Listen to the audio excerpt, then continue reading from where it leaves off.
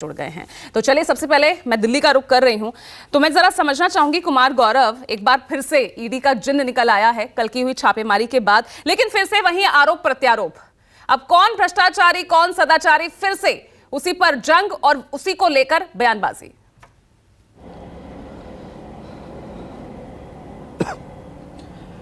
देखिए, बिल्कुल चुनाव नज़दीक है और ऐसे में जब विपक्षी नेताओं पे कार्रवाई होती है या उनके घर पे ईडी का छापा मारा जाता है या फिर उन्हें सम्मन देकर किसी मामले में बुलाया जाता है, तो जाहिर सी बात है चूंकि राजनीति में सहानुभूति लेने का अंदाज काफ़ी पुराना है और सहानुभूति का राजनीति में काफ़ी लाभ होता है। इसे लेकर नेता लगातार सवाल उठाते हैं, इसमें कोई दो राय नहीं है। और जहाँ तक ईडी, सीबीआई और जो सरकारी तंत्र के दुरुपयोग का मामला है, ये सवाल आज का नहीं है। आज़ादी के बाद से ही जब से ईडी, सीबीआई और तमाम केंद्रीय एजेंसियां केंद्र सरकार के अंतर्गत जब से काम कर रही हैं, तब से लगातार उस वक्त की वर्तमान केंद्र सरकारों पे ये आरोप लगता रहा है। 2013 याद कीजिए, सुप्रीम कोर्ट में एक मामले के दौरान सुप्रीम कोर्ट ने ये ऑब्जर्वेशन दिया था कि सीबीआई सरकार के पिंजरे के तोते की तरह है। तो वो विपक्ष का काल था, वो जो अभी विपक्ष में है उनका वक्त था, उस वक्त मनमोहन सिंह की सरकार थी।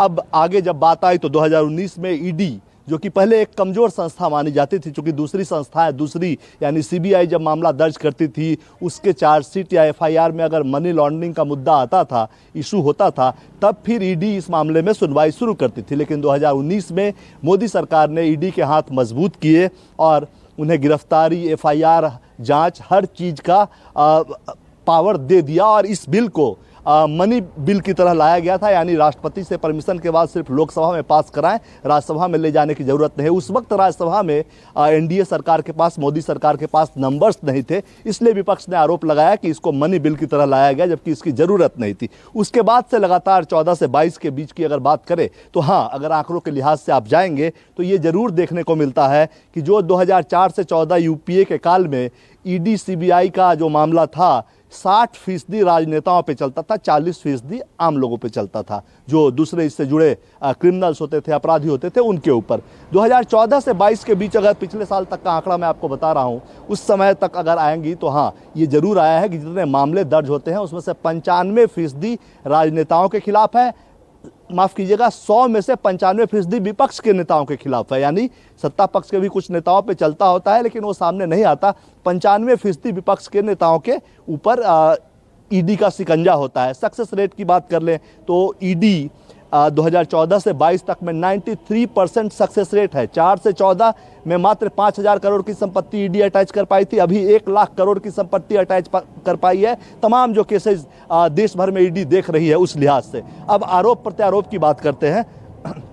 अभिषेक बनर्जी जब इंडिया गठबंधन की बैठक थी, उस वक्त उन्हें समन करके बुलाया गया। विपक्ष ने आरोप लगाया कि चूंकि इंडिया गठबंधन से सरकार डर गई है, इसलिए परेशान किया जा रहा है। इंडिया गठबंधन की बैठक में टीएमसी का नेता न जा पाए, इसलिए ये किया गया। उससे पहले चलिए महाराष्ट्र के 2 उदाहरण ले लीजिए।